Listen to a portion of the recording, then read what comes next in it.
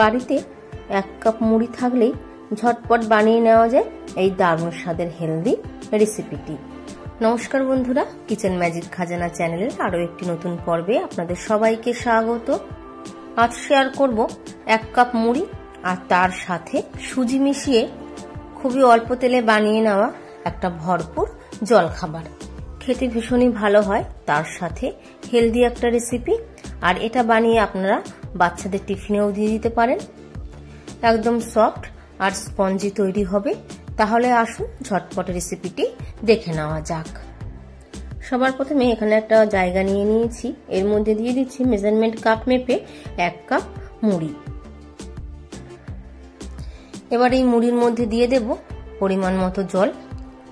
মুড়িগুলো জলের সাথে একটু ভালো করে ভিজিয়ে নিয়ে তারপর আমি 5 থেকে 10 মিনিটের জন্য রেস্টে রেখে দেব, যাতে মুড়ি একটু ভিজে গিয়ে সফট হয়ে যায়। মুড়ির জায়গাটা সাইডে সরিয়ে রেখে এখানে একটা বড় বাটির মধ্যে আমি নিয়ে নিচ্ছি 1/3 কাপ সুজি। ওজনে আছে 80 থেকে 85 গ্রাম। আর এর সাথে দিয়ে দিচ্ছি 1/4 কাপ টক দই। সামান্য পরিমাণে জল অ্যাড করে চামচের সাহায্যে ভালো করে মিশিয়ে নেব। সুজির মধ্যে জল দেওয়ার সময় কিন্তু একটু বুঝে দিতে হবে, খুব বেশি জল অ্যাড করবেন না। বেশি জল অ্যাড করলে তাহলে মিক্সচারটা একদম পাতলা হয়ে যাবে। এবার সুজির এই মিক্সচার ঢাকনা দিয়ে চাপা দিয়ে রেখে দেব 15 মিনিটের জন্য, যাতে সুজি একটু ফুলে যায়। চলে যাব পরের স্টেপে। ওভেনে একটা ফ্রাই প্যান বসিয়ে দিয়েছি, এর মধ্যে দিয়ে দিচ্ছি 2 চামচ সাদা তেল। তেল প্যানের গায়ে ভালো করে ছড়িয়ে দেওয়ার পর তেল মাঝারি গরম হয়ে গেলে ফোড়নে দিয়ে দেবো 1/4 টিস্পুন কালো সর্ষে, 1/4 টিস্পুন গোটা সাদা জিরে। গ্যাসের ফ্লেমটাকে মিডিয়ামে রেখে নেড়েচেড়ে ফোড়ন ভেজে নিয়ে ফোড়নের কালারটা চেঞ্জ হয়ে গেলে দিয়ে দিচ্ছি একটা কুচনো কাঁচা লঙ্কা, 1/2 ইঞ্চি গ্রেট করে রাখা আদা। এখানে গ্রেট করে নিয়েছি, আপনারা চাইলে আদা বাটাও ব্যবহার করতে পারেন। এই সময় গ্যাসের ফ্লেমটাকে একদম লোতে করে দিয়ে আদা আর কাঁচা লঙ্কা কয়েক সেকেন্ড একটু ভেজে নিয়ে দিয়ে দেব 1/2 টিস্পুন হলুদ গুঁড়ো। হলুদ অ্যাড করার সাথে সাথে বেশি দেরি না করে আমি সঙ্গে সঙ্গে দিয়ে দেবো একটা মাঝারি সাইজের সিদ্ধ করে রাখা আলু। খোসা ছাড়ানো একটা মাঝারি সাইজের আলু আমি প্রেসার কুকারের মধ্যে দিয়ে 2টো সিটি দিয়ে সিদ্ধ করে নিয়েছি। নেড়েচেড়ে মশলার সাথে ভালো করে মিশিয়ে নিয়ে আলু 2 মিনিট ধরে হালকা ভাজা ভাজা করে নেব। এবার এখানে একটা কথা বলি, আমি এই রেসিপিটা সম্পূর্ণ নিরামিষভাবে বানাচ্ছি, তো সেই কারণে পেঁয়াজ আর রসুন কিছুই অ্যাড করলাম না। আপনারা চাইলে একটা ছোট সাইজের পেঁয়াজ কুচিয়ে আর 2 কোয়া রসুন কুচি তেলের মধ্যে হালকা ভেজে নিয়ে তারপর আলুটা অ্যাড করবেন। আলু মশলার সাথে ভালো করে মিশিয়ে নেওয়ার পর এবার আমি এর মধ্যে দিয়ে দেবো স্বাদ অনুযায়ী লবণ। লবণ আপনারা আপনাদের টেস্ট অনুযায়ী অ্যাড করবেন। 1/2 টিস্পুন চিলি ফ্লেক্স। চিলি ফ্লেক্সের জায়গায় আপনারা এখানে লাল লঙ্কার গুঁড়ো ব্যবহার করতে পারেন। কালারের জন্য দিয়ে দিচ্ছি 1/2 টিস্পুন কাশ্মীরি লাল লঙ্কার গুঁড়ো। কাশ্মীরি লঙ্কার গুঁড়োটা দিলে ঝাল হবে না, রংটা ভালো আসবে, থাকলে দেবেন, না হলে স্কিপ করবেন। এর সাথে আরো কিছু মশলা অ্যাড করব। দিয়ে দিচ্ছি 1/2 টিস্পুন ভাজা জিরের গুঁড়ো, 1/2 টিস্পুন ভাজা ধনের গুঁড়ো আর 1/4 টিস্পুন শাহি গরম মশলা গুঁড়ো। দিয়ে দেব 1/4 টিস্পুন চাট মশলা। চাট মশলাটা অ্যাড করলে বেশ একটা চটপটা স্বাদ আসবে। চাট মশলার জায়গায় আপনারা এখানে আমচুর পাউডারও ব্যবহার করতে পারেন।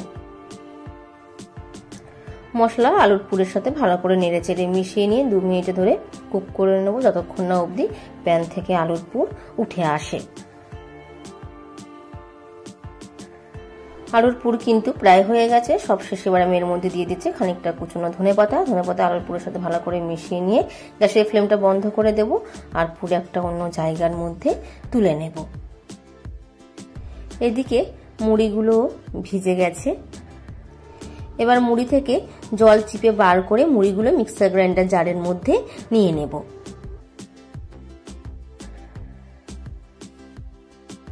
মুড়িগুলো জল থেকে ছেঁকে তুলে নেওয়ার পর এদিকে সুজিও ফুলে গিয়ে মিক্সচারটা দেখুন আগের থেকে কিন্তু বেশ ঘন হয়ে গেছে।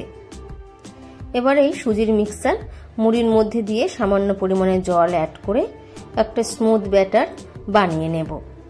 আর জল কিন্তু এখানে খুব বেশি অ্যাড করবেন না, আমি 2 চামচের মতন জল অ্যাড করেছি। মুড়ি আর সুজির মিক্সচার আমার রেডি হয়ে গেছে। দেখুন ব্যাটারটা আমি একটা জায়গার মধ্যে ঢেলে নিচ্ছি, দেখেই কিন্তু বোঝা যাচ্ছে কতটা ঘন ব্যাটার তৈরি হয়েছে। এরকম ভাবেই কিন্তু বানিয়ে নিতে হবে।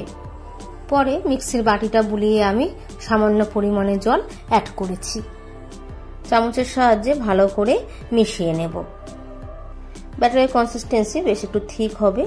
চামচের সাহায্যে আপনাদেরকে তুলে আমি দেখাচ্ছি, দেখুন কনসিস্টেন্সি এরকম থাকবে, অনেকটা ধোসার ব্যাটারের মতন।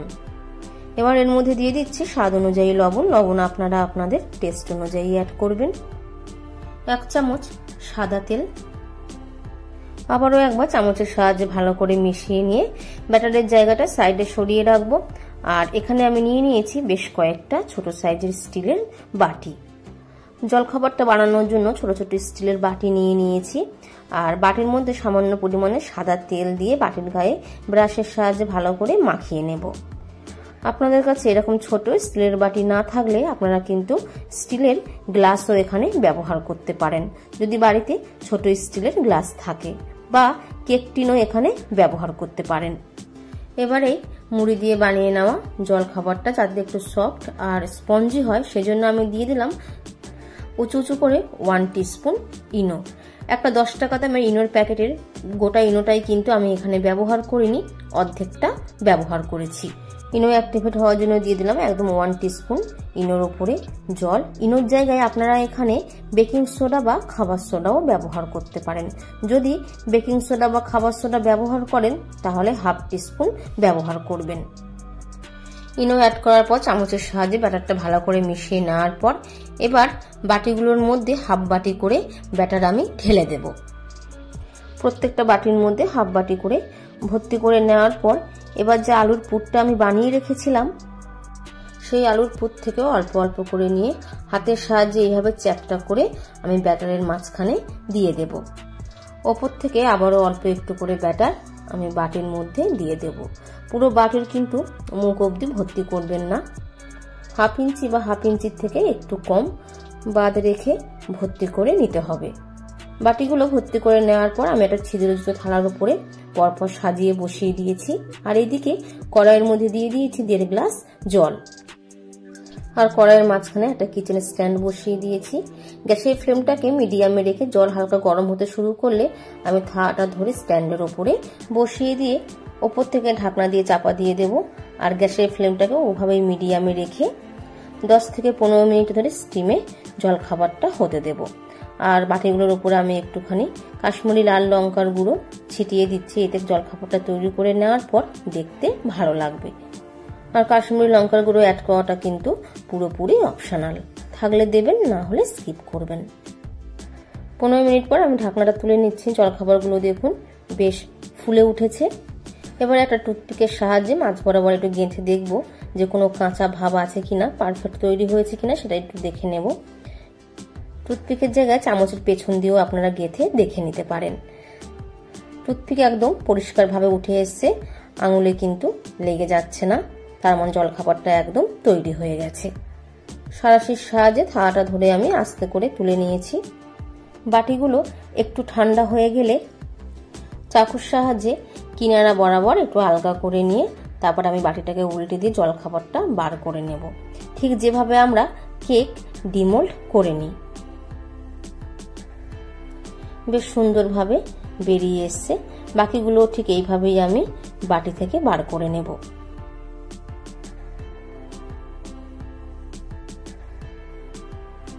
জলখাবারগুলো কিন্তু বেশ সফট আর স্পঞ্জি তৈরি হয়, আর তার সাথে খেতেও কিন্তু ভীষণই ভালো হয়। বেশ জালিদার তৈরি হয়েছে। সন্ধেবেলায় গরম গরম টমেটো সসের সাথে পরিবেশন করব, খেতে ভীষণই ভালো হয়। তাই অনুরোধ রইল রেসিপিটা বাড়িতে অবশ্যই ট্রাই করবেন আর কমেন্ট বক্স জানাতে ভুলবেন না কেমন হয়েছে। একটা মাঝখান দিয়ে কেটে আপনাদেরকে দেখাচ্ছি।